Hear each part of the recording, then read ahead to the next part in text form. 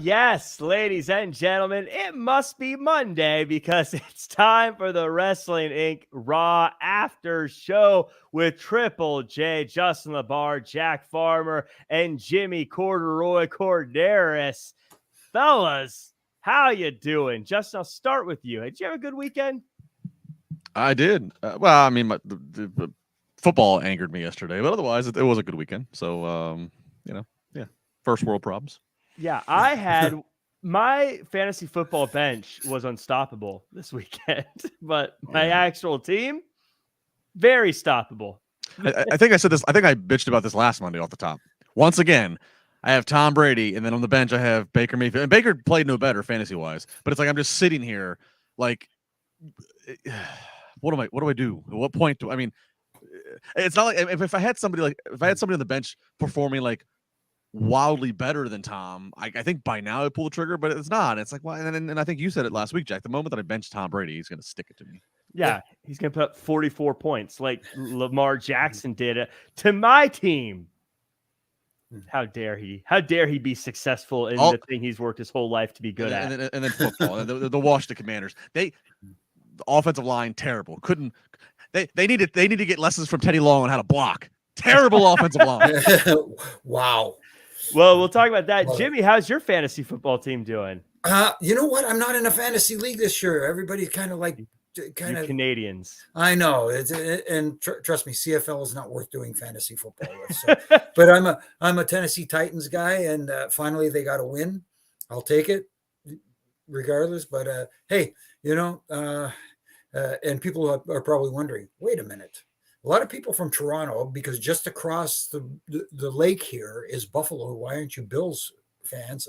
There are a lot of Bills fans up here in Toronto, but me, I was an old Houston Oilers fan. Dan Pastorini, Billy White Shoes Johnson, Earl Campbell, who used to run and guys are hanging off him and they're yelling in his ear while he's running. Please go down. My kids are watching on TV and that sort of stuff. But, I was a big Houston Oilers guy, and they moved to Tennessee, and I moved with, well, not physically, but my allegiance to their team.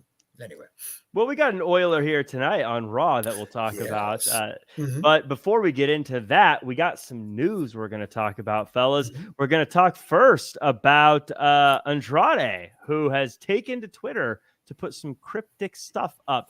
Andrade El Idolo is hinting that the sands of time may be moving. On Monday morning, Andrade hit Twitter to simply post an hourglass emoji, setting off all kinds of speculation that has something to do with his AEW status. He has not been featured on AEW programming the last several weeks, with All Out being his last notable in-ring appearance. He was nowhere to be seen during either of the company's Grand Slam shows.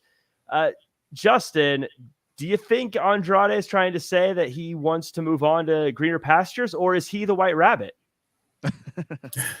He is not the White Rabbit. No, I think, look, he obviously put this tweet out on purpose. I think if nothing else, it's to drum up some buzz and some conversation. Even if it's, to get people to get them to do exactly what we're doing right now, is to speculate and to maybe even make Tony Khan hear that and feel pressure. I don't know. But I mean, look, Andrade's a guy who he's another guy who came over from WWE, and he thought misused, not used enough in WWE. Comes to AEW, fresh yard of grass. This is where he's going to be used to his fullest potential. And, it's really been a very stop and start with Andrade in terms of, the TV time and the storyline. And he's had a few different managers, I feel like. And 1 minute he's, it's just been really inconsistent. So, yeah, I mean, Malachi Black obviously we think is gone and maybe conditionally can work elsewhere, but not WWE. We've heard of other unhappiness. So, and also, let's not take away the real fact that Andrade, his wife Charlotte is in WWE. His on-screen female companion that he paired well with in his best performance in Stanford, which was in NXT, Zelina, she's back with WWE. So there's a lot of reason to think that he would like to. And then, of course, the regime change in WWE, and we're seeing different booking. There's a lot of reasons to believe that he might feel that he would be better off going back where he came from, that the grass is truly the greenest where he first started. Yeah, Jimmy, now this could be nothing. We're obviously reading into it. It's a tweet. Could mean everything, could mean nothing. If assuming it is him saying he wants to move on and go back to WWE, as someone who's been in the industry, is there something to worry about when someone is unhappy one place, goes to another place, is unhappy, wants to go back? Is there kind of a point where someone needs to say, you know what, maybe slow down and try to make the best of a situation instead of just always jumping from one place to the next? I guess there is something to that, but for the most part, if he's not happy where he's at, for whatever the reason is, then why stick around and be unhappy? I mean, look, maybe things are different now because, as we know in WWE, the man in charge is someone else now, and probably someone that he probably thinks that could utilize him to the best of his ability. And sees him differently than just another Hispanic superstar. And like you said, Justin, a lot of people's minds are, oh, look at the guys over there. Everybody seems so happy. The grass is always greener on the other side. But sometimes you just have to get off the lawn and do what you think you need to do. And again, and also, like you said, his wife is in the other company, and not that it puts a strain on their marriage, I would assume, but at the same time, you'd like to be working with your wife, as we will talk about later on in this show as well, kind of a precursor. But anyway. The one thing I will say, though, I can understand, because I think we're feeling it. So I can only imagine what the position that it puts the boys and the girls in. I mean, I get, okay, like if you're in AEW and you're not being regularly used to the best that you think you could be used, and then, oh, by the way, and then you're seeing them continue to bring more people in. You're like, okay, that's one more person I got to fight for TV time. And then you're seeing, again, back in a place where you are familiar with and you've been, changing regime. Oh my God, it looks like the numbers are doing better. You get on the phone, you start talking to tech and texting people that are there. They're telling you how much morale's up and everything. I get all that from your personal perspective. But at the same time, I do think we can't undermine the value of what a contract means. Granted, things change from when you sign a contract, and things change during the time, but that's part of the risk. You sign a contract, you get the benefit of money coming to you, guaranteed money coming to you over this period of time. Part of that is you have to deal with whatever that time, whatever happens in that time window, even if it means the competitor all of a sudden looking more attractive. So, in that regard, that's where I do, side or not sympathize, but I can understand the point of Tony Khan, where he's coming from. He's like, look, it's like, a year ago you were happy to take my money. So, right. So I do think that has to be kept in perspective by them and by all the all of us. We have to, when, oh my God, they're not letting Malachi Black go, he's unhappy. They're not letting Andrade. Well, they were happy when those dollars came, when they were, hey, we're gonna, so it's a very weird balance we have to kind of keep in perspective here of all parties' perspectives. And in general, I should say, I always side with the individual. I mean, Tony Khan and WWE, they have plenty of money. I want the wrestlers to make money too. I'm just trying to ask questions in a way that's going to get some discussion going. Well, but Jack, if this was 1985, where we're not booking Andrade for a match, so he's not getting paid, I get it. But we're at the point now, all these guys and girls, luckily, they all are getting, downside guarantees, 6-figure downside guarantees. Most, well, if you're in WWE, you're absolutely getting 6-figure. Most, I think, all of AEW's, So, it's not like, oh, I'm sitting in catering. I don't have a paycheck to bring home to the family. I mean, so that's right. I don't quite have as much, Right, exactly. Someone who, Andrade was on Twitter, but someone else was on Twitter, and they were going on a blocking spree, and it was Teddy Long blocking everybody, but it appears it wasn't Teddy Long. Teddy Long says that when he went to Busted Open Radio, Justin LaBar's backyard on Monday, to explain his side of the situation, as multiple fans and colleagues fell victim to Long's account blocking them on Twitter. He said, I guess this was somebody that I probably blocked on Twitter because let me explain something to you. I'm a grown man. I don't have time for no gamers and all this stuff, said Long, who has never been terribly active participant on social media. Goes on to basically say that he treats his social media as a business account, and that he basically just uses it to let people know where he's going to be. Justin, sounds like Teddy just got hacked, but in a way, the hacker ended up making it the most popular thing on social media. Yeah, this is a fun little trend as I see people screenshot, and then I got to me think. First off, I didn't even know Teddy Long had a Twitter, so then it got to me like, so then I typed the handle in, and I'm like, I'm blocked. I'm like, I have never, I don't think, tweeted about Teddy. Like, I haven't tweeted about Teddy Long since like maybe like 2010, you know, and I can't even think to me what I would have tweeted that would have been grounds for blocking. I know I'm blocked by CM Punk. I know I'm blocked by Sami Zayn. I did not know that I was blocked by Teddy Long, but I joined in on that crew right there. I joined in on the deal. But yeah, look, obviously some kind of mistake, hacking, like he said. Good on Busted Open to be able to get a hold of them so fast to get this. Yeah, they apparently weren't blocked. Because by the way, they were all blocked too. Yeah, that's how I felt when I found out Edge blocked me. I saw that Teddy didn't block me, so I was like, okay, well, maybe I'm not blocked by everyone who mass blocks. Jimmy, I said I was waiting for John Cena to start blocking everybody. That'll be news.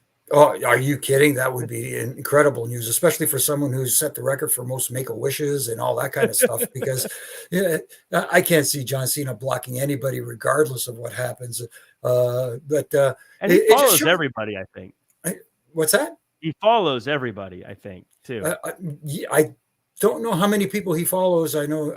He follows me. I know he follows me as well, and I don't know if he actually watches the Ref and Rants or anything like that. But I haven't got a rap about it yet, so we shall see. But Teddy just fell victim to what seemed like somebody, for some reason, picked Teddy to hack his account and do it to.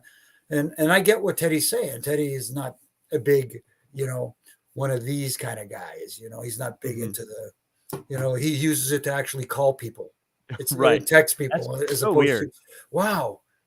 Imagine that somebody has a cell phone to actually talk to people and call people. But anyways, that's his main purpose for it. But, it's good that he got to explain it. Teddy's a good dude. I miss the guy, man. He's so much fun to be with.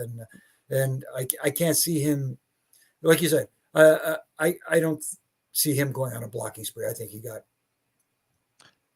got. And by the way, the block button is not the answer, folks. On Twitter, the answer is the mute button. Because the block button gives trolls a satisfaction. Yes.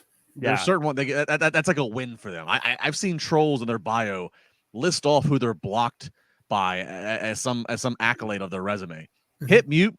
They just keep typing you. You don't see it. They don't even know. That's funny to me.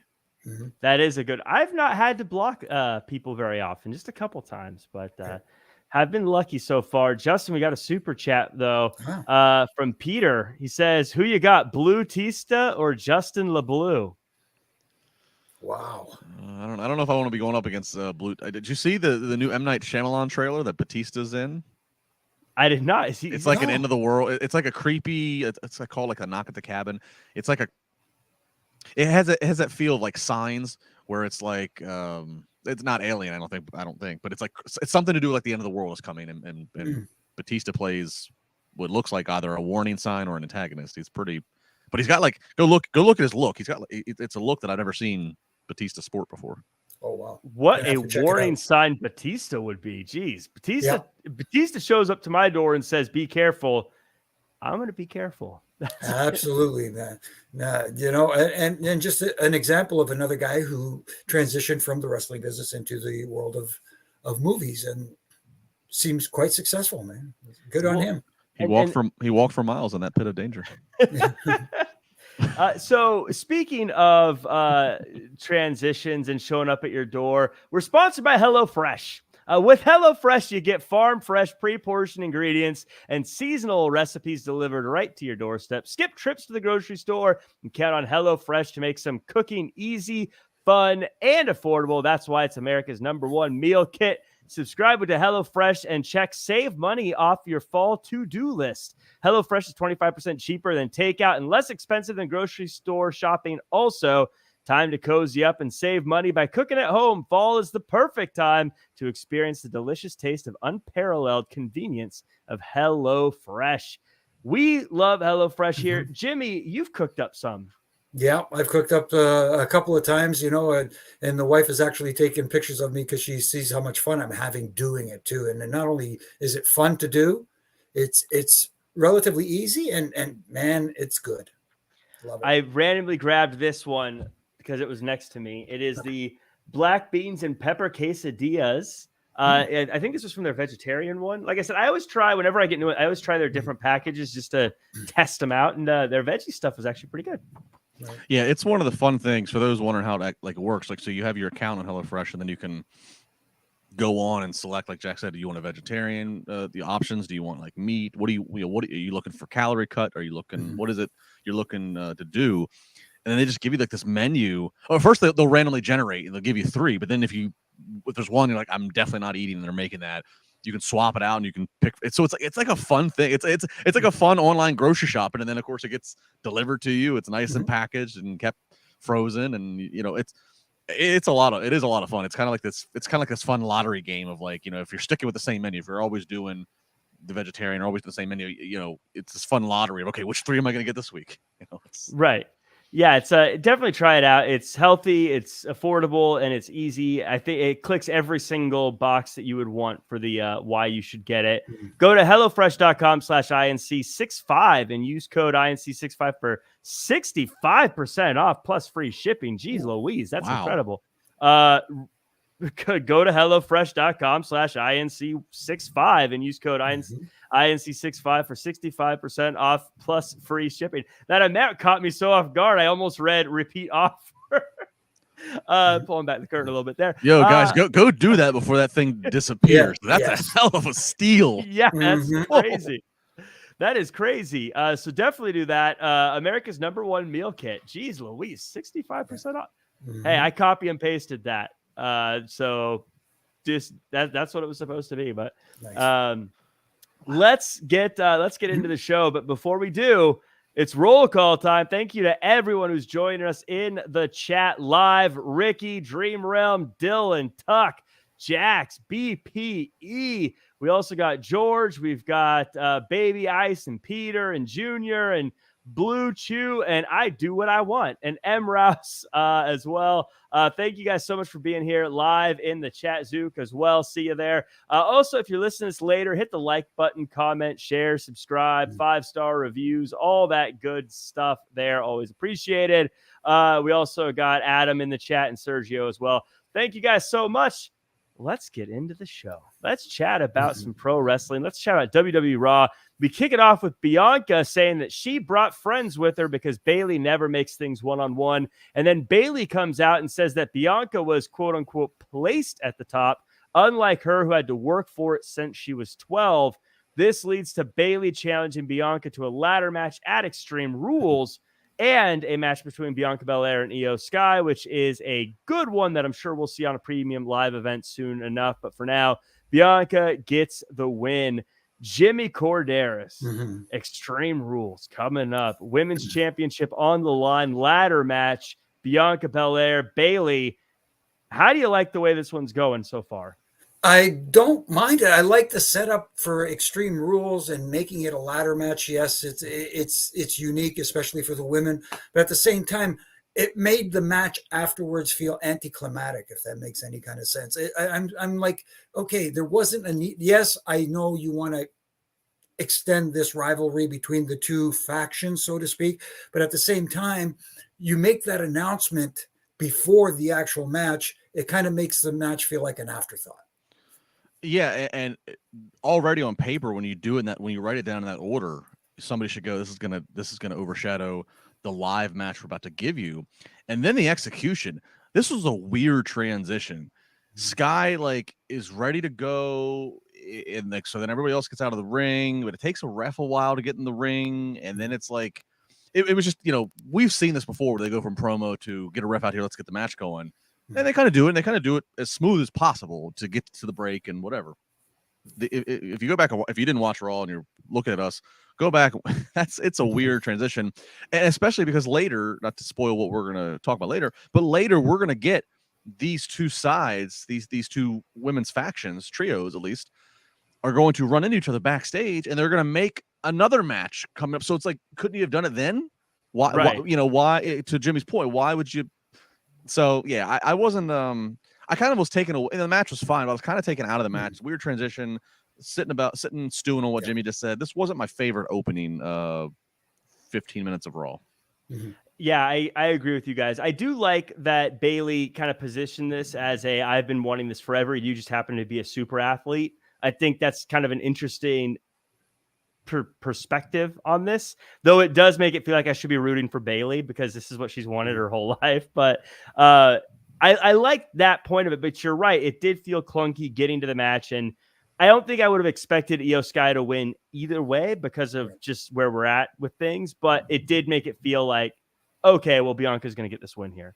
Not to mention before we before we come back and get into the match, we then show back. I like what they're trying to do here, but they then show the car showing up, the limo show, whatever, and it's Sammy and Solo, which again, great. Like they did that with Bayley last week.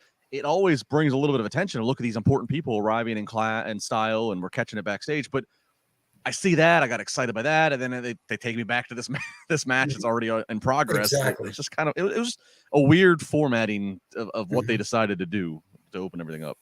Yep. Yeah, I agree, and I think there's a part of me as a huge fan of Io Sky that wanted to look past it. But yeah, the whole time I was watching, I was like, this feels like it's not really that important of a match. And you're right, the transition into it, I don't know if someone just didn't know the time cues or something, but it almost looked like Bianca was supposed to attack Io Sky from behind or something. Because Io had her back turned to Bianca for so long. I was like, oh, she's just going to pick her up and like KOD her or something. But then they didn't. I was like, oh, that's clunky. But it is what it is. And we move on. We get Rey Mysterio versus Seth Rollins next.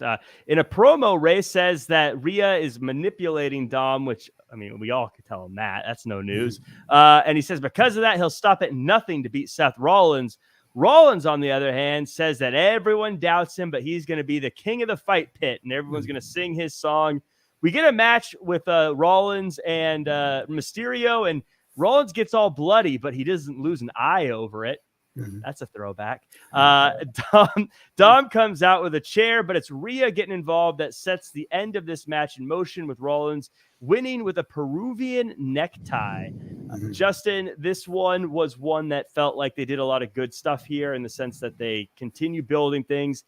Doesn't feel like it was a story that part of the story I'm going to think about forever. But how did you feel about this one and the win with the Peruvian necktie? I liked a lot of things. I liked, Seth and Ray's fun. Just two just freakish athletes. So it's really, what they can do in the ring. So that's fun to see. I wasn't crazy about how, and I'll let Jimmy chime in on this in a second. I wasn't crazy about how they did how the ref distraction looked for the spot for Dom, which then led to Rhea. It felt like something we would be harping about on a Wednesday night. So I didn't love how the execution of that came off. Maybe I don't know if it was a timing thing or just blocking of where everybody was. But overall, what they're doing with everybody is good. I definitely did feel at a moment. Again, I feel this every week now with the crowd participation of the Seth song. It definitely feels like a bit of a Jericho AEW situation where you're continuing to want to book him as a heel, but you're going to continue to let the fans have this participation, which. You just got to kind of watch that balance. And my last thing I'll say is, so we know it's going to be Seth versus Riddle at the pay-per-view or the premium live event, in the fight pit. Triple H likes to call back to history. He's opened the books back of history. Let's get like a Ken Shamrock. Let's get like him in there for like a special ref or special enforcer for some credibility for the fight pit. I would love that. When they did it with him, they called it something different, right? Was it like the Lion's Den? He did a Lion's Den match. Was it him and Dan Severn? Was it Dan Severn? I believe so. Was that in the Lion's Den? No. Wait, no. Well, no, it would have been probably or Blackman, maybe. No, Steve Blackman and I think Owen actually had a match in the dungeon, didn't they? I believe so. And Blackman and JBL also had one at Baggage Claim, but that's a different thing altogether. But, Well, nonetheless, I mean, I think like Shamrock would be like, I don't know. I just feel like it's something like credibility, and again, and Triple H obviously has history of Shamrock, and I just feel like it would just be a nice callback to just a little attraction. Just have him put on the zebra stripes and. I like that. I think do. that would be a thing that would just be fun. It'd be a fun if you didn't know who he was, it'd be fine. You'd get over it. It's not like something that hijacks the show, but also if you do know, you're like, yeah, I was a big Ken Shamrock fan back in the day. So, well, and you can show a quick little video package that shows Shamrock's credibility in the WWE ring, credibility in the Octagon. Oh, by the way, last time this guy put on the referee stripes for a pro wrestling match was arguably one of the best matches ever, and Brett versus Austin at Mania 13. So I mean, I just feel like there's a lot of Shamrocks needed for this one. Yeah, I love it. That's a great one. Yeah, I agree. I mean, I want to wrap it up there, but Jimmy, you haven't had a chance to talk about this one. I will say that this one does do something that has become a little common in WWE these days, and it's shenanigans on the outside causing the end of the matchup. Is that becoming a problem to you? It's only because it's becoming too frequent. When you do it sparingly, it means a lot more. When it happens in several matches in the same show, then like referee distractions or whatever the case may be, then it becomes an issue. It doesn't mean as much because it's just another ref distraction, and you have to do it in a way that doesn't get the heat on the referee. It has to look like the heel's outsmarting the referee. Right. Instead of making it look like, oh, he's just turning his back because he has to. Right. Or she, Right. Yeah. But I will say this about the match wasn't bad, but I'm starting to enjoy Dom's transitioning into a heel. He's starting to seem like he's absorbing that character right now, and he's getting better at it. And the little things that were planted today were Dom or Ray actually said in the interview before the match that under no circumstances would he, fight his son. Mm-hmm. Yeah, which again plants another seed to make it, when they do eventually meet, make it mean that much more. Yeah, I mean the way he phrased it, Jimmy, I felt I got the Taker Kane vibes, 97 into 98 of I would never fight my own brother, and this went on for months. And how hard could Kane and Paul Bearer poke and prod Taker until finally at Mania we get it. That's kind of, I mean, again, I don't know if we can draw this to Mania in today's landscape of monthly events, but whether it's Extreme Rules, probably too soon. They probably would have to start that now, but maybe it's Survivor Series or whatever it is. Yeah, you're right. Whenever Ray finally gets to the point, he's been pushed to the point of where he has to put his hands on his son. I know when he said, "I'll never fight my son," I thought to myself, I bet you will. So speaking of fights I bet will happen, this was a small one, small little thing that happened backstage. Bobby Lashley and Matt Riddle had a quick back and forth. And Justin, I just want to get your thoughts on this. Friendly banter, but Lashley also was very clear. Do not get involved in my matches again. Are we getting a seeds planted for a future Matt Riddle, Bobby Lashley rivalry? Maybe. Look, we've talked about how well that they have with Roman only sporadically on Raw for special occasions. Excuse me. They've made the U.S. title the top prize to win and chase on Raw. So, that might be something they look to do later this fall season. If Riddle's just that top of the card, and maybe small little.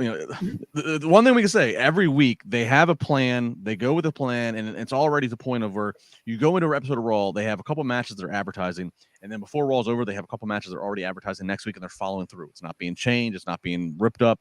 So it's and obviously we'll go into all this. There's Easter eggs all over the place and different stories.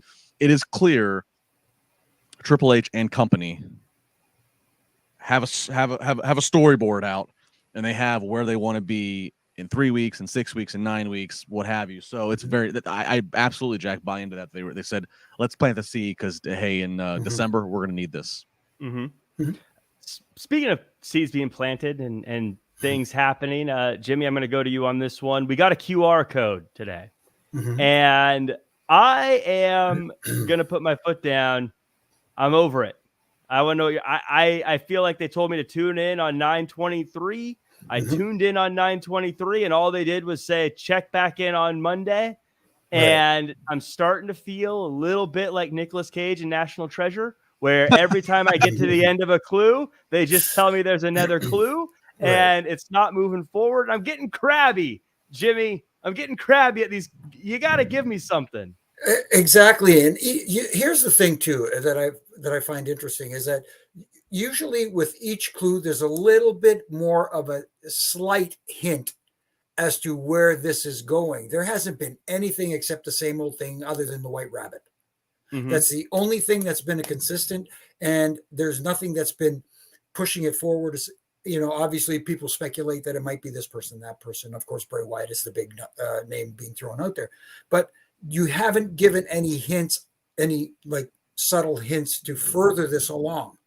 Yes. It's just tune in on Monday, tune in on Friday, tune in next Monday. Someone mentioned that one of the numbers out there were the coordinates of longitude, latitude of Edmonton or something, whatever the heck it is. And I'm like, okay, there's Edmonton, but what happened in Edmonton? Now we got to wait till Friday, and maybe we're going to get the coordinates of Winnipeg. I don't know. It's Justin, I don't mind it being drug out, but to Jimmy's point, I've got to get like little things to let me know I'm getting closer, where this feels like it shows a bunch of different old video footage. Someone said that if you go to the website, you can see that they have the lyrics to Aleister Black's theme music.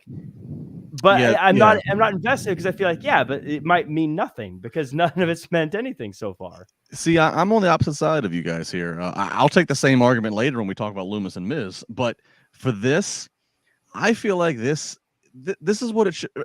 First off, to those who got disappointed at SmackDown, they never said, tune in to SmackDown and we're revealing and or you're going to see Bray Wyatt. Okay, first off, it was just happened to be the first step of this Easter egg hunt, right? It's the first step of waking up Easter morning trying to find out where the rabbit put the basket at.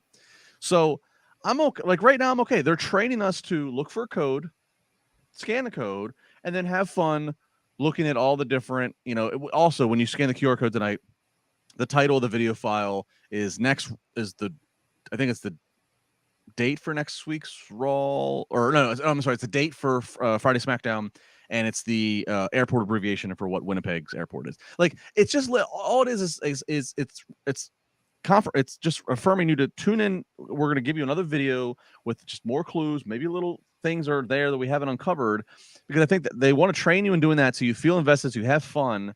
And then we're going to get there's going to be that one. And my opinion is it's going to be the payoff at Extreme Rules.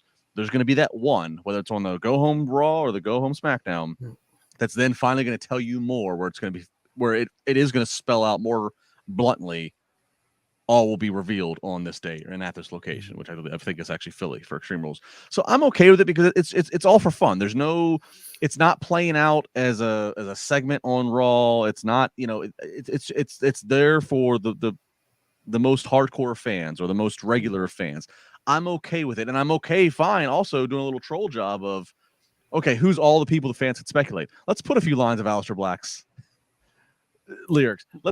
I'm off. Why not? It's not what I have a problem with. We'll get to later is minutes that we're investing on the show that we're not getting any explanation, which we will get to. So I have no problem with the White Rabbit subtleties. Let me know in the chat, for everyone who's watching, what you guys think about the White Rabbit and what you think about these clues. Are you into it, or do you need something more to add on here? I don't know who it's going to be. I feel like the world has kind of talked themselves into Bray Wyatt, and I feel like if it's anyone other than Bray Wyatt, people are going to feel like they're disappointed. Yeah. I can't imagine who it could realistically be if it's not Bray Wyatt. And have people not be disappointed. It's the gobbledygooker now as a rabbit. I just look at it as like, look, there is a portion of the audience that watches Raw and SmackDown that are not aware, that have not even, they didn't even notice the QR codes, haven't scanned. There's a portion of the audience that whenever said mystery person pops up, to them it's just going to be, they're not going to have realized that there was you could have been in on this 4 weeks ago if you would have been on the internet or if you would have been paying more attention. I look at it as kind of like, and some people understand this, if you follow a certain band or artist really closely, especially their live, especially seeing them live, right, you'll know that like when they are getting ready, as house music is playing on the PA, as the roadies are finalizing their stage and setup, some bands and artists have a thing of where on that tour or whatever, that there's a song they'll play on the PA system, and that's the last song they're going to play before lights are going to go down and the artist takes the stage. I look at it as like that. If you're real hardcore and you're paying attention, you're going to know, okay, it's this Sunday, the White Rabbit person is going to appear whenever it's like, but it's like, if you don't know that, you're still just a concert goer that just knows that somebody's taking the stage eventually. I just, this is all just for fun. I don't really, again, they're not occupying major segments. So I don't think that we need to have any real advancement. It can all just be for fun until said person shows up. So we got a few guesses real quick. They're not super chats, but I'll say them anyways. Blue Chew says Bray Wyatt, but rumors are he wants Ronda Rousey money. So that could go to Corbin or T-Bar. Baby Ice saying, who killed the world is a Mad Max quote. Buddy Murphy is from the Outback. Blue Chew says Danhausen. I do what I want, has not given two thoughts about it. Ricky saying Killer Cross. Zook Enigma says he wants more of these. M. Rouse says Bad Bunny. I don't know how to say your name, so I apologize. Hymanshu says it's Zoe Stark, the original QR code person. A few Randy. Zach Gowen. That's an interesting. Anyway, little all over the place, but interesting guesses there. And a Big E at Survivor Series is a guess. I have no idea where his recovery is. That'd be great if he could come back by Survivor Series. Yeah, it would be. I think they need, in one of these White Rabbit videos, they need to troll us. They need to have like a quick cult of personality. In Cult of Personality, they have the speeches, they have the famous speeches. Oh yes. I think they need to troll us and give us a little bit of that so everybody can freak out and think that CM Punk is. And because that's a song they could get the rights to also, so they could actually play it. And you don't even need to play, but you know what I'm saying? You know how in Cult of Personality they play there's in a JFK and they play different, that's not what your country, just give us one clip of that and the world will go mad. Oh yeah, it would go absolutely nuts. But we move on and we get Alpha Academy versus Johnny Gargano and Kevin Owens. And I know I'm not supposed to, but I'm cheering for Alpha Academy. They came out with American flags and I'm proud to be an American. No, so I was cheering for them. Greenwood, you ain't. So that's true. I can't do the song justice, but we get a good matchup, and it all comes to a head as Theory gets involved, but it's not enough, and Gargano gets the win, pinning Gable. Jimmy, this is something I wanted to talk to you about that just seems to be very obvious. It seems to be standing out to me is back in the old days, the previous regime, it felt a little bit like they like to put people in uncomfortable situations and see how they do and see if they can overcome being uncomfortable. Nowadays, I see things and I see Johnny Gargano getting paired with a former tag team partner in Kevin Owens and working with Theory, who he'd worked with in the past. And I see a lot of this. It feels like this is almost the opposite these days. In your opinion, does it feel like now, instead of trying to make people uncomfortable, it feels like they're trying to make people comfortable when they go out there?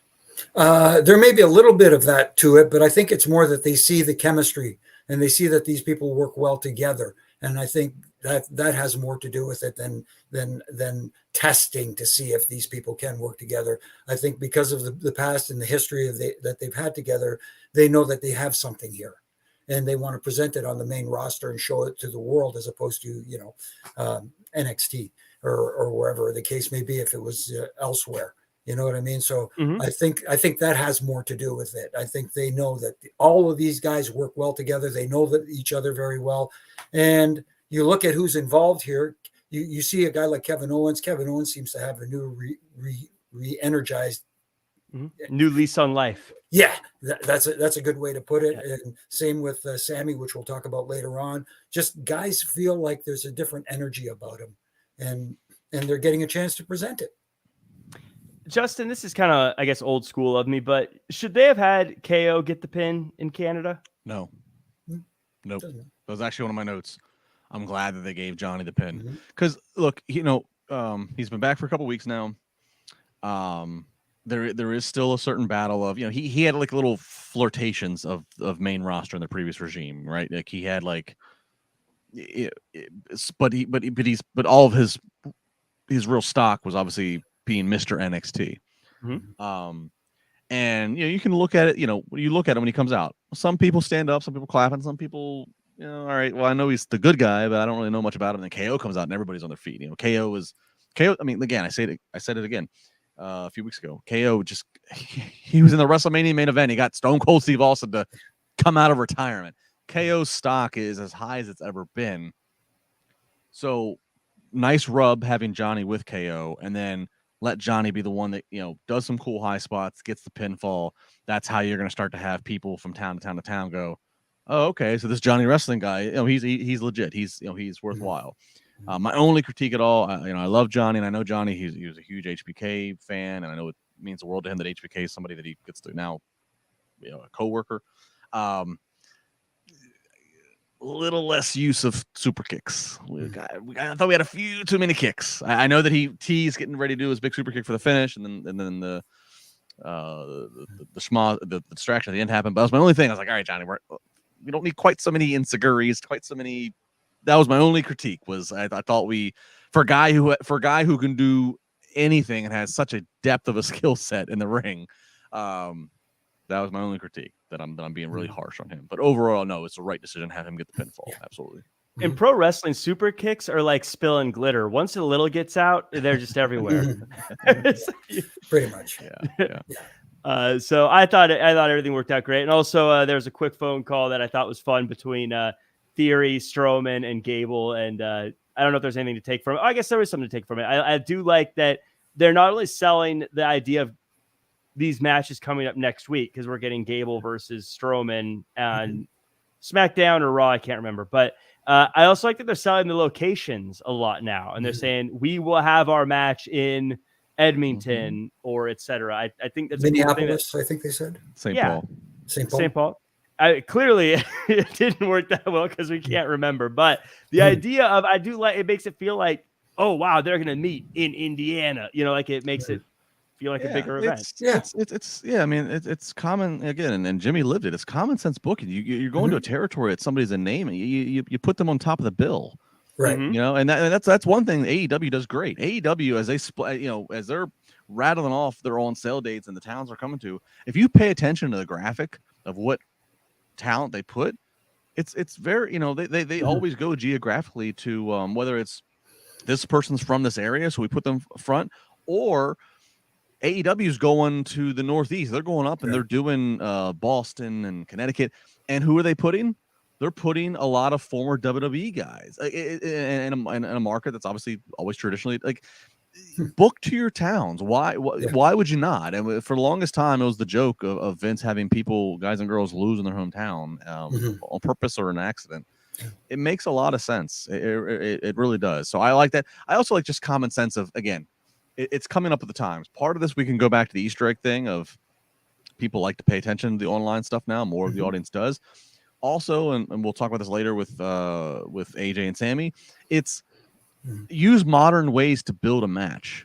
We'll see it later with social media. But isn't it common, if this is live television and Chad Gable is talking smack on Braun Strowman, it's not illogical that Braun Strowman would have Theory's phone number, that he could, we all can get our colleague's phone number, and then he would call and want to just immediately like, we have never, I can't ever remember a time. I'd have to go back into the 90s of Stone Cold is on the phone on the warpath on the way to Brian Pillman's house. Like, it's a common thing. The telephone is 100 years old or whatever the frick it is. Why would you not, if it's a live show, why would Braun Strowman not quickly call somebody and say, oh boy, I am going to beat your ass? Especially his character is that he's the kind of guy that's just going to come beat you up. It was such a stupid little thing. And then, Chad Gable gets to shoot, but it was like, that's logical. That's a very 2022 approach of Braun Strowman sitting at home, right, Jimmy? I mean, and also calling it out and telling you, listen, get ready because I am going to beat your butt next week. You know what I mean? And that's what a babyface would do instead of sneak attack and show up, so to speak. Right. So I definitely love that. I also love just a real quick moment of, I like that they're already showing us Royal Rumble moments, even though it's still a few shows away, Right. because I love the Royal Rumble and it makes me feel like it's going to be a big deal this year that they're already promoting it. So I love it. I get nostalgic every time I see one of these things. I don't want to put it at this level yet, but it almost feels like Royal Rumble is number 2 behind WrestleMania, because it is pretty much the setup to WrestleMania. I know SummerSlam's supposed to be technically number 2, but I don't know. A lot of people, and I like the fact that they're able to keep secrets and surprises lately, which is also good.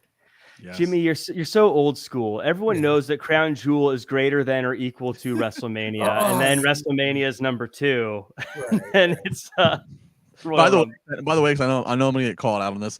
I'm such a donkey. Yeah, okay. So I said like 100 years. I said 1922. I know. Okay, the telephone was out in the 1800s. Alexander Graham Bell had the telephone out in the 1800s. So I apologize on my history of the patent of the telephone. Well, actually, it came out. It was invented. You joke, but you know I will get lambasted on Twitter by somebody who has the luxury of hearing this 12 hours later tomorrow morning and sits there and Googles and goes, "You dumbass LaBar." Well, I have like 3 seconds to think, what year did the telephone come out? And I say 100 years ago. Right. So, we need to cancel Justin LaBar. He doesn't. He misquoted.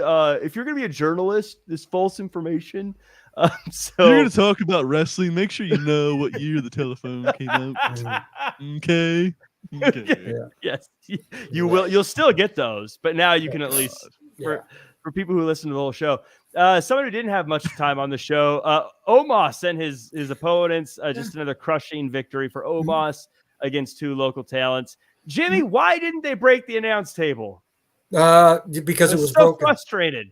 Because you break it more than once in a show. Again, we go back to if you do it too often, then I like the fact that he kind of just set him up there and kind of left him there. I got worried though when he went to step up on it. I was like, "Oh, this thing's gonna collapse." Yeah, I guess when they put it back together, they kind of reinforced it.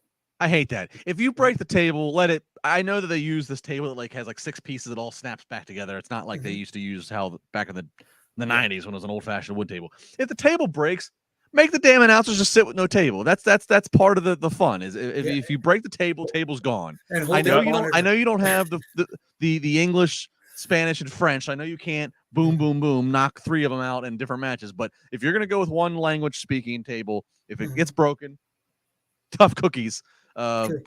Corey Graves has to sit with a chair and just a monitor on the floor. Yep, and awkwardly sit there where everyone can see him, full body.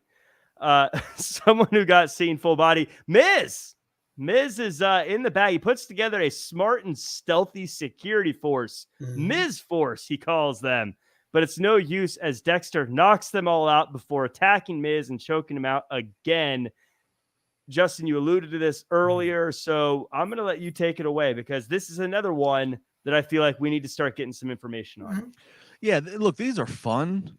The execution and production of these are fun. The way the Miz at his house and the way they're Loomis, whatever week it was, I can't. My weeks all run together. When he came out from under when he's under the ring skirt looking up, and he's come out to the ring, like it's all fun. The way they're shooting these, then him tonight in the Edmonton Oilers, uniform, but to what Jimmy said earlier about the White Rabbit, that's what I'm screaming about with this. Is okay, you're giving me valuable minutes of TV. This is a thread, a storyline through the entire night. And I'm watching this guy who plays a tremendous psychopath appearance, choking out the Miz and whatever. And it's like, the Miz is the Miz is arguably like you gotta give me. I know he's so unlikable. I know he's just such an arrogant Hollywood thinks he's an A-lister, but this is we're bordering creepy here. Give me something.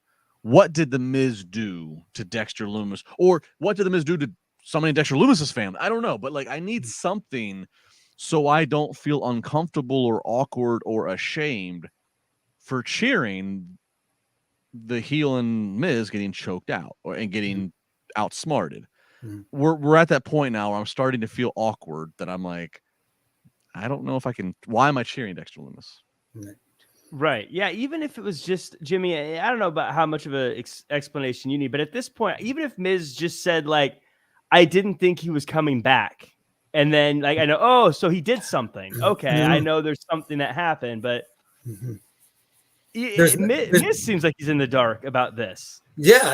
And if the guy being chased seems like he's in the dark, then how do you think the fans feel as well? And look, I get it. Putting him in the Edmonton Oilers uniform, especially in Edmonton, makes him appear to be the babyface. You know, the audience would obviously, the live crowd there would cheer for it. But at the same time, like Justin said, it does feel creepy, especially last week. Last week especially felt creepy in the house where he was left in the house with the kids and stuff like that. Yeah, it's starting to, I agree.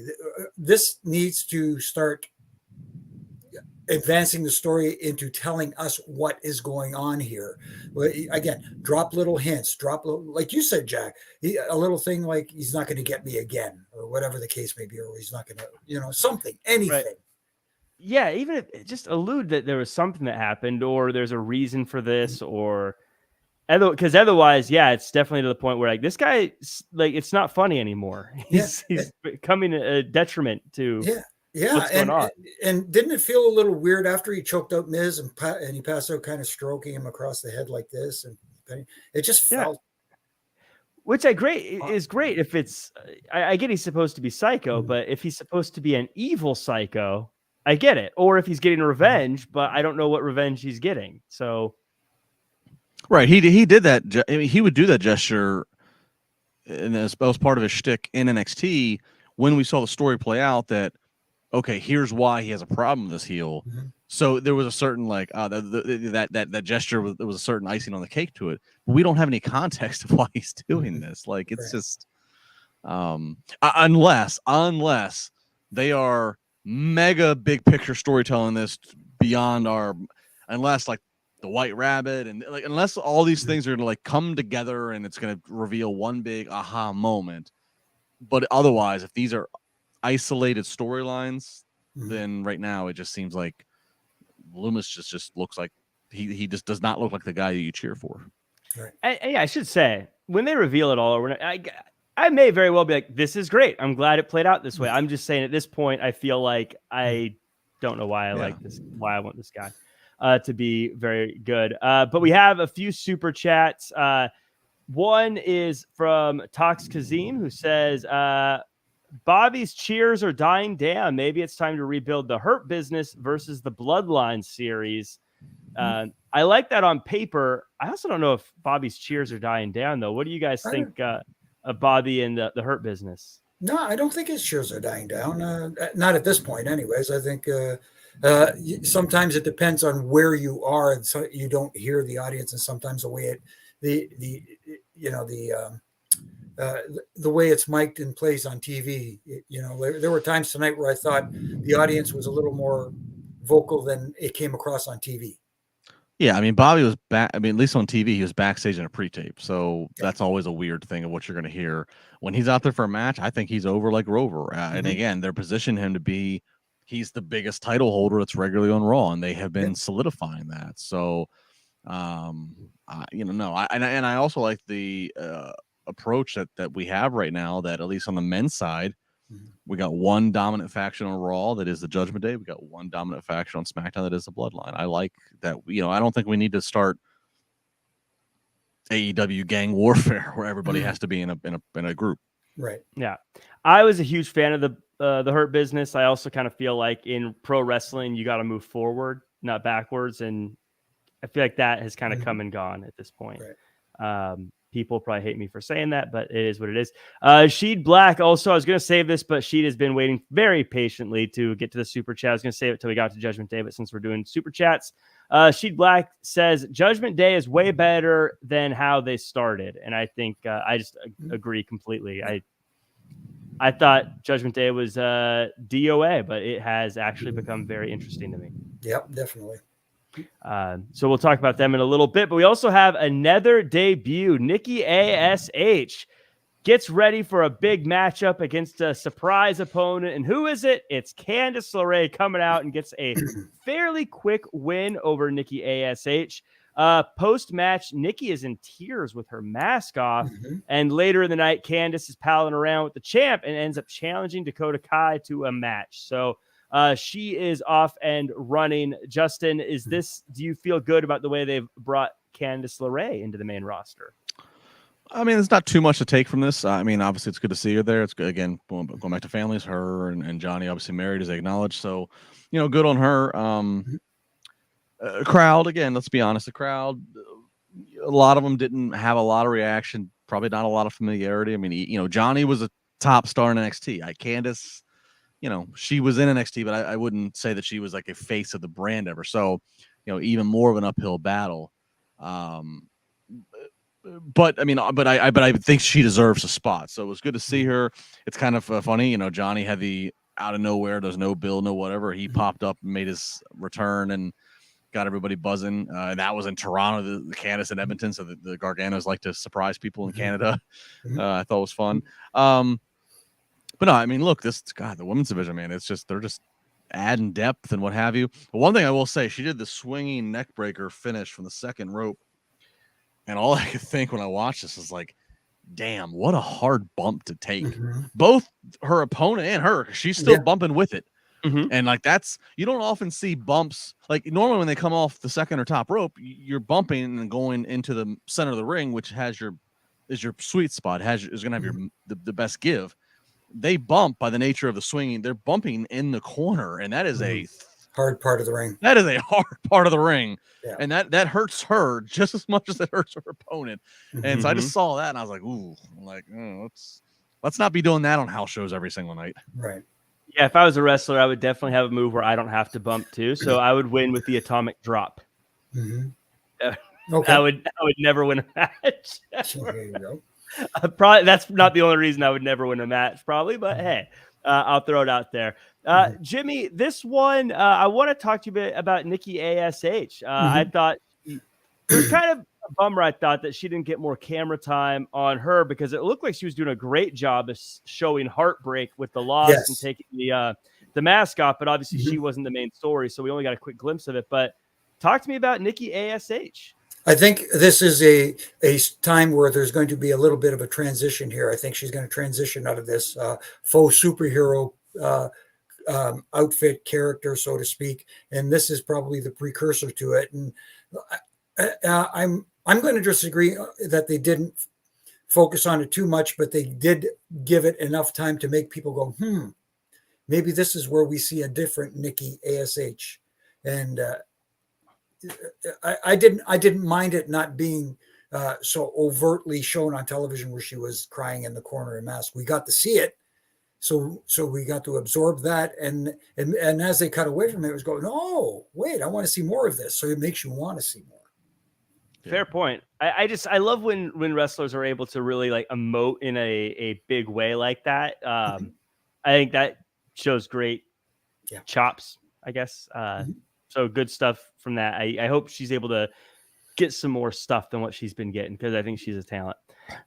We get AJ Styles versus Sami Zayn. In the hallway, Finn offers to watch AJ's back in this match, and AJ isn't excited about it, but I bet he regrets it because it was a great match that ends with Solo getting involved and helping Sami get the win. After the match, Finn asks AJ one more time to join the Judgment Day, and AJ says no. So they beat him up, and right before they end his career, Finn stops and says he's a friend. Justin, this is what I like about Judgment Day is it's not static. It feels like it's either growing or moving or doing something different here. Now with, are they going to add AJ or probably not? But how are you feeling? I kind of want, I don't really know where to go with this. I'll let you kind of take it away. I was kind of wondering if this was going to tease Judgment Day versus Bloodline, but clearly not. Well, I don't know. Again, those are the two premier heel factions, but what we know about Survivor Series and War Games, who knows how they how they format it. But no, I like, first off, one of the things I liked, it was a pet peeve of mine for many years that I like that it seems like we're seeing right now. I like when you have factions, factions that you're establishing, like the Bloodline, like Judgment Day. I like it when the factions don't need to have just one opponent. They don't need to have one enemy. if you have 3, 4, 5 guys, girls in a thing, they should be able to have multiple storylines. That's what actually always drew me crazy with the Wyatt family. As successful as the Wyatt family was, there was always one target, and I was like, no, let Bray have his target on this level of the roster. Let Harper and Rowan have, So I like that we're doing that. It's just better usage. Obviously Finn and AJ, they have the Bullet Club.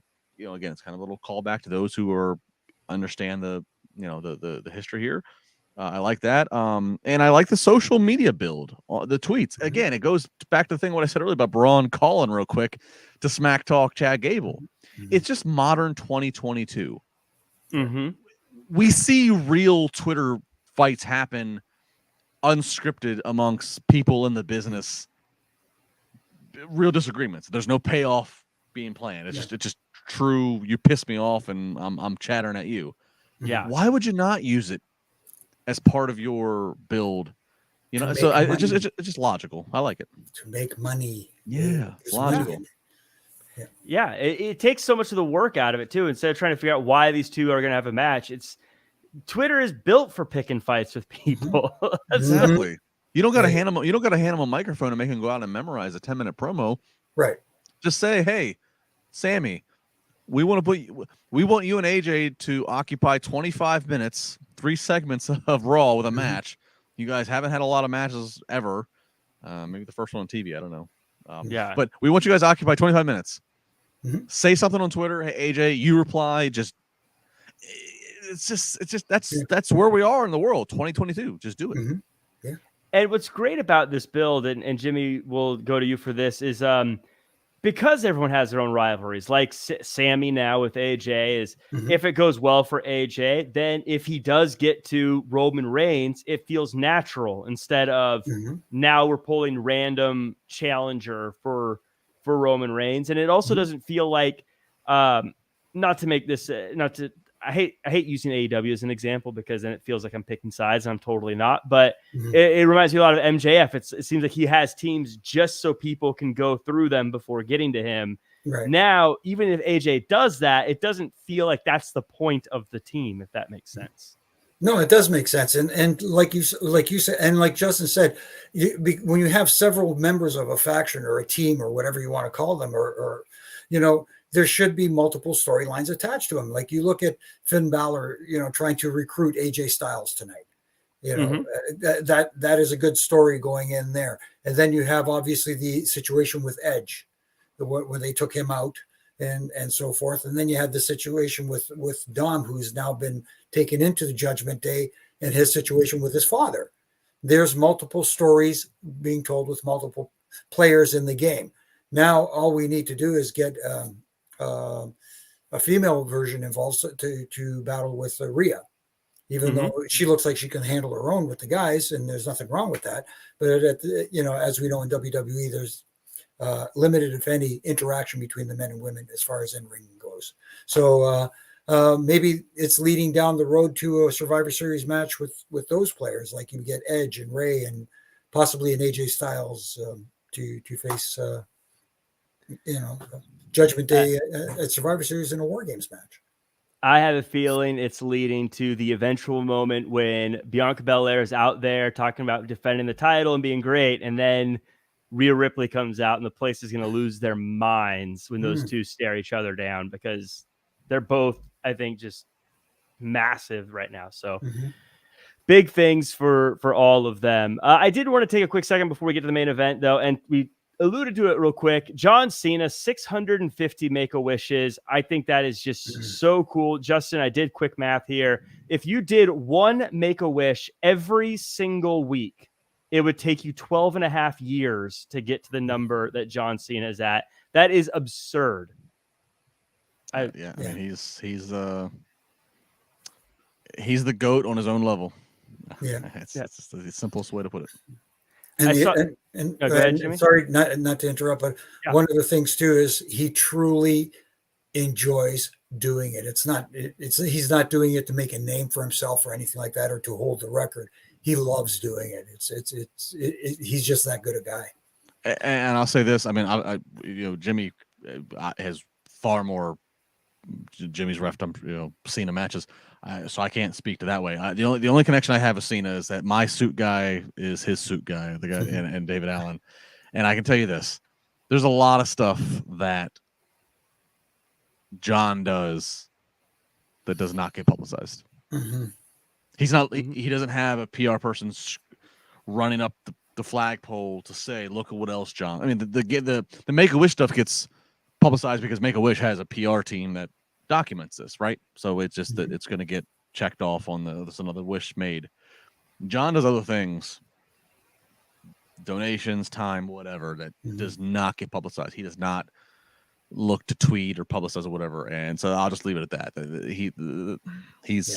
He knows who he is and what he is, and he uses his platform. Mm-hmm. Yeah, it's just incredible. John Cena, I mean, not really much I can add. I just think that's just a cool thing that many, it blows my mind, especially with how busy he is. On top of it is just like I said, just absurd that he's able to do that. Right. But we get into our main event. We get Damian Priest versus Matt Riddle. Backstage promo from Priest says that Riddle's head has been in the clouds, which I enjoyed.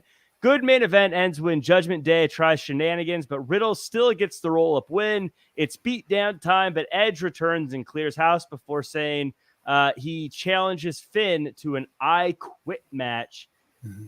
Jimmy, this is we'll say hometown because it's the same country, even though I feel like that's a little silly if we were to talk about it in American terms. But the hometown guy comes back and saves the day. I Quit match. Does this feel like the end of the rivalry you want to see between these two? No, I think there's going to be more. And the only issue I had was I wish there wasn't a pin at the end of this. I didn't want to see Damian Priest get pinned. I would have liked to have seen it come close. Maybe, Matt Riddle hits his finish, and then that's when the rest of Judgment Day hit the ring and they do the attack, and then we have the Edge to come out and make the big save and spear everybody that comes his way. But I don't think this is anywhere near the end. I think this is just another step forward in the story, and I'm looking forward to see where this goes next. Is Justin, did it feel like Edge returned kind of quick, considering he was supposed to be out from an attack? Maybe so. I think that what we're seeing with that is we're trying to do the best creative recovery as possible, which is, look, I don't, when Edge joined and when he created Judgment Day, I don't think the original plan was for him to get booted out as fast as he did. I think that was a domino effect of other things that were going on. So I think this is him saying to Triple H and the creative voices of, okay, well, we have this thing.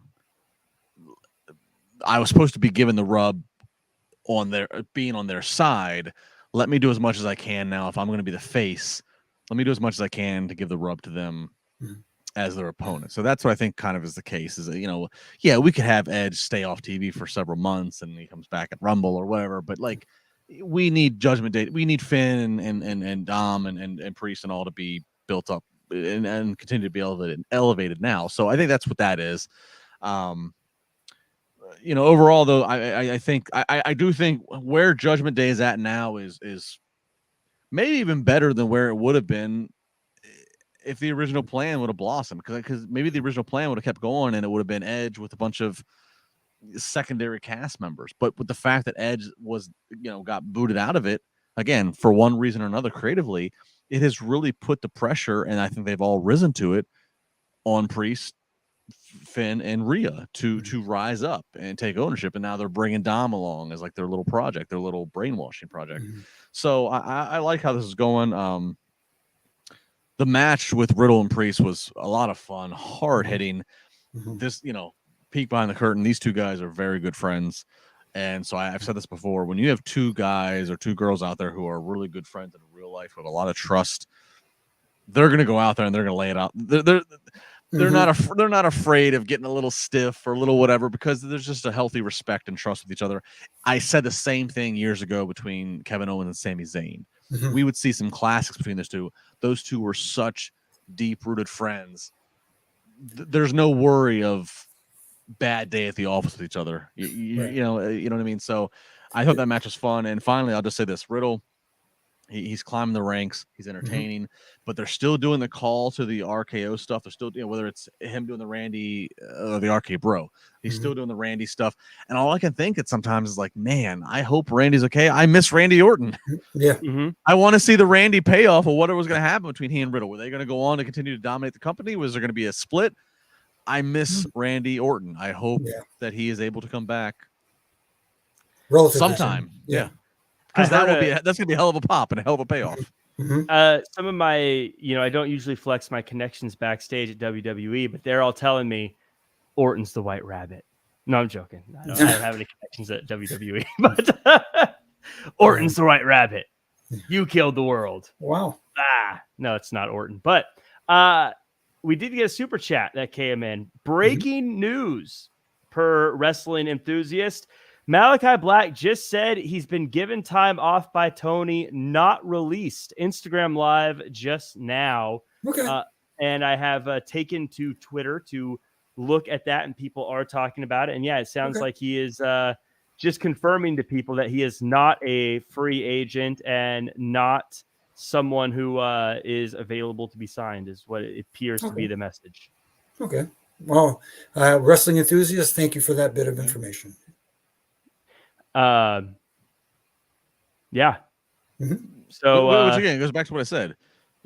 Tony made the point on his end to make an investment to pay this guy. Right. Exactly. So it's one thing to say, okay, I'll give you some time off so you can do what you got to do, but I'm not just gonna cut you from the contract so you're free to roam about. Yeah. So I feel like that's new, quote unquote, news that if we weren't working ourselves up for, we all would expect is the actual case anyways. But we get caught up in it. We work ourselves up. We get all excited. That's what we do as wrestling fans. We read into things and assume things are happening. Like the White Rabbit being the Rock. Oh. Yeah. No, not the Rock. But then again, never assume, because when you assume anyway. Yes. Well, I think that does it for us. Great wrestling these past few weeks in the ring. Justin, any final thoughts on Raw this week? No, again, overall, there's a lot of things, again, Easter eggs to let's use modern technology to sell stories. There's just a lot of positive going on. Certainly we had our things that we nitpicked, and I pointed them out, but I will say this: Extreme Rules, the next premium live event for years. Extreme Rules, and then they're in Philly, so God, what a hill to climb up. You put Extreme Rules in Philly, the headquarters of Extreme Wrestling, but it does feel like on paper they are trying to. Used to be Extreme Rules was we gotta have a chairs match, a ladders match, and a tables match. Check, check, check. Job done. Everybody go home. I like that they're at least trying to put reason. I don't, Jack, I don't know if you said it. Edge cuts the promo. I don't quit. I don't quit. So he challenges. He's already had matches with Priest. He's had matches with Dom. So Finn, I challenge you now to an I quit match. Bailey and Bianca, fighting for the title, fighting for stature. So let's put it on a ladder. I like that we're giving gimmick matches, but there's at least some context of why we had this gimmick match.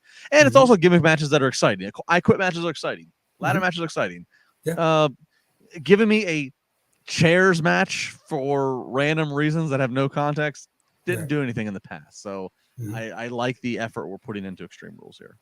I absolutely 100% agree with that, because that's always been the gripe about Hell in a Cell, and they're like, we don't like each other, and it's October, so Hell in a Cell. Right. Jimmy, any final thoughts on this week's episode? No, I pretty much enjoyed it, and I thought the in-ring product, all the matches were given ample time, except for obviously the Omos enhancement match, talent match. But I like that the matches are actually given time to tell a good story. I just wish they wouldn't go to commercial in every match when something happens outside the ring. It just feels too formulaic. But other than that, again, getting nitpicky, but the in-ring product you can't argue with. I think it's been fine. It's just, and the matches have actually led to something and told stories, and I'm enjoying that. Peter in the chat, by the way, hits us with a super chat. Besides The Rock, who else do you think is going in the Hall of Fame this year? Oh, any predictions? I'm terrible at this because I can never remember who's in it. Exactly. I'm with you. Like I said, too many ref bumps over the years, so I can't remember. Who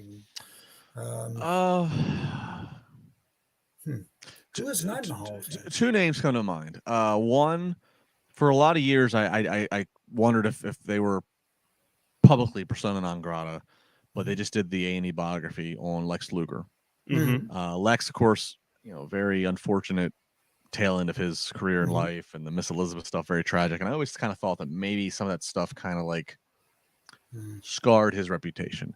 But they did the documentary on him, and I know he's also been like an advisor to their wellness policy, so he's he is in-house to an extent. But they went public with kind of supporting him by allowing A&E to do a documentary on him, and he certainly seems like he is in the best place that he could be.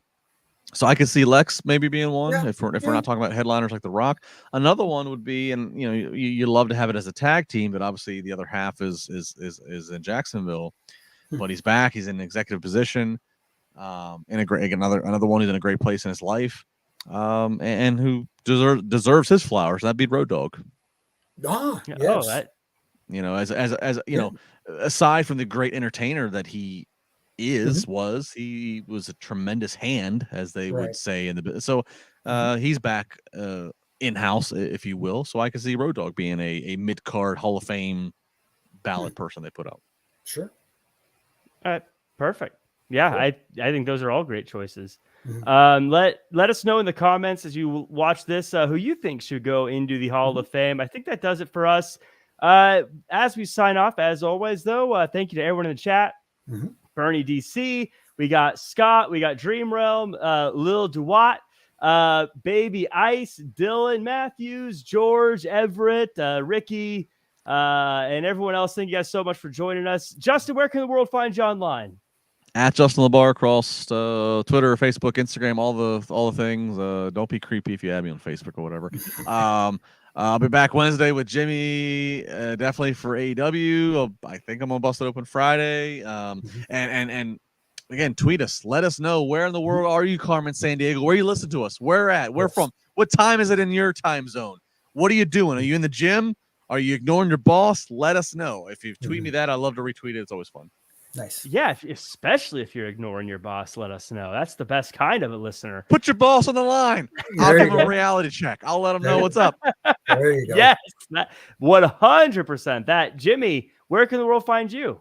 Like Justin and you can find me online at Jimmy Korderas here on Twitter, at Real Jimmy Korderas on Instagram, and of course all Facebook and that sort of thing. And you can catch me every weekday doing my ref and rants, and it's just a fun little critique from something I saw or read or whatever the case may be. And you can get your ref and rant t-shirts at prowrestlingtees.com as well. So and also there's one out there that's called Canadian Heat Magnet.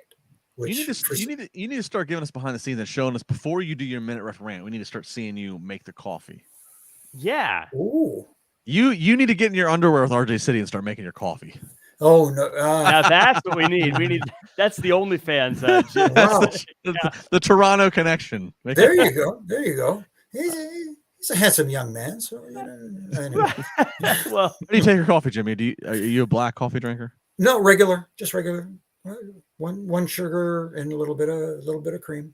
Yeah. One sugar, a little bit of cream. All right. That's interesting. Yeah. Interesting. Well, you can find me at Real Jack Farmer across all social media. I'm also on Twitch now, twitch.tv/RealJackFarmer. You can check that out. But you can also check out Wrestling Inc. at Wrestling Inc. on social media. And the NXT after show tomorrow, the AEW after show on Wednesday, the SmackDown Rampage after show on Friday, and all the wrestling news throughout the week. Check it out, Wrestling Inc. It's the best place to stay up to date. That does it for us, everyone. Thank you so much for joining, and we'll see you guys tomorrow.